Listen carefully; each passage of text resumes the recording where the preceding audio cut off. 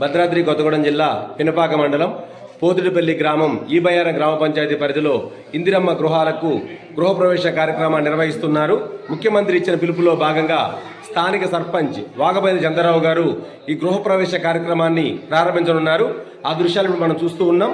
స్థానిక సర్పంచ్ చంద్రరావు గారు, అలాగే ఉప సర్పంచ్ సందీప్ రెడ్డి, అలాగే కాంగ్రెస్ నాయకులు గంగిరెడ్డి వెంకరెడ్డి గారు, మారయ్య గారు, అలాగే తదితర నాయకులు కూడా చూస్తున్నారు. వార్డు మెంబర్లు వెంకరెడ్డి, వార్డు మెంబర్స్, కాంగ్రెస్ నాయకులు అందరూ కూడా ఈ యొక్క కార్యక్రమంలో పాల్గొనడం జరుగుతుంది.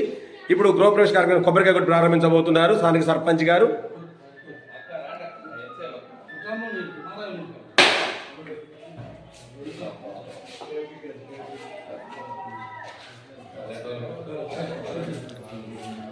అట్లా ఉండండి అన్న, అట్లా ఉండండి. ముందు అట్లా నుంచి కొంచెం వెంకరెడ్డి అన్న కొంచెం. ఈ గృహ లబ్ధిదారు ఎవరు? నువ్వు ఇక్కడ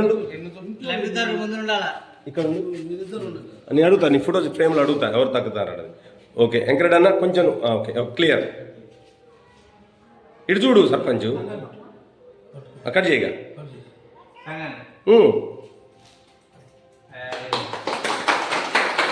గృహప్రవేశ కార్యక్రమం అనంతరం స్థానిక సర్పంచ్ గారు ఇందిరమిల్లును వీక్షించడానికి వస్తూ ఉన్నారు. స్థానిక కాంగ్రెస్ నాయకులు సైతం.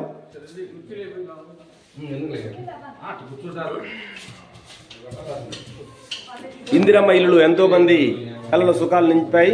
కాంగ్రెస్ ప్రభుత్వం అధికారంలోకి వచ్చినామంటే ఇచ్చిన మాట ప్రకారం ఇందిరమ్మ ఇల్లును మంజూరు చేయడం కూడా ఇక్కడ మీరు చూశారు.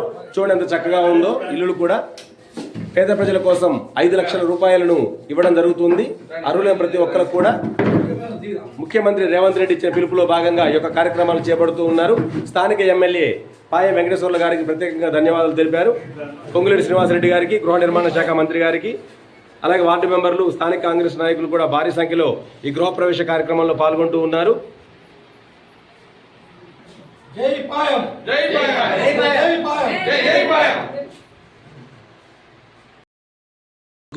ప్రభుత్వం ఇందిరమ్మ ఇల్లు మంజూరు చేసింది కదమ్మా, ఎలా అనిపిస్తుంది మీకు? అసలు సంతోషంగా ఉందండి. ఇందిరమ్మ ఇల్లు రావడం సంతోషంగా ఉంది. ఫ్రీ కరెంటు, ఫ్రీ ఛార్జీ ఇవన్నీ బాగున్నాయి, నచ్చినాయి. ఇందిరమ్మ ఇల్లు అసలు వస్తుంది అనుకోలేదు. మా అలాంటి పేదవాళ్ళకి ఇచ్చినందుకు థ్యాంక్స్.